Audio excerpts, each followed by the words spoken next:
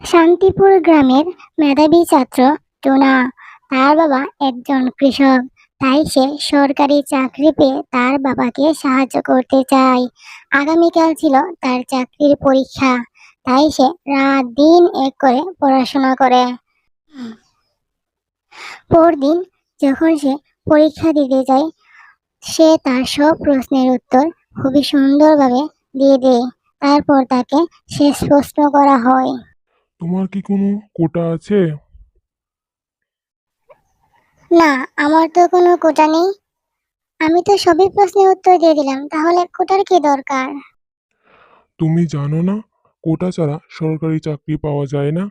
তুমি কি আমাকে 5 লক্ষ টাকা দিতে পারবে? তাহলে তুমি সরকারি চাকরি পেয়ে যাবে।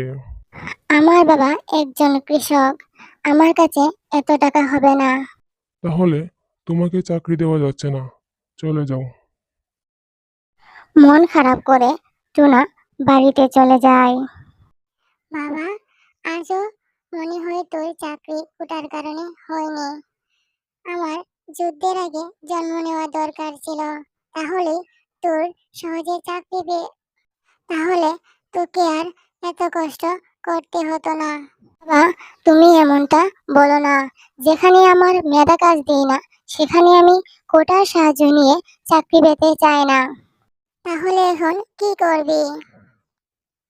এই সমাজ যখন আমার মেধার মূল্য দিলই না, কাল আমি অটো রিক্সা চালাবো। পরদিন টুনা যখন রিক্সা চালাচ্ছিল, তখন তার ক্লাসমেটের সাথে দেখা হয়। কি রে, তুই চাকরির পরীক্ষা দিয়েছিলে না? চাকরি কি হয়েছে? না ভাই। কেন, পরীক্ষা পাশ করতে পারিস নাই? পরীক্ষা পাশ করেছি, কিন্তু কোটা না থাকায় চাকরিটা হয়নি। কোটা ছাড়া চাকরিটা পেতে হলে আমাকে 5 লক্ষ টাকা ঘুষ দিতে হতো। আমি ঘুষ দিয়ে কোনো চাকরি করতে চাই না, তাই চাকরিটা পাইনি। আমরা কি আজব সমাজে বসবাস করি, যেখানে তোর মতো মেধাবী ছেলেকে কোটার জন্য চাকরি দেওয়া হয় না।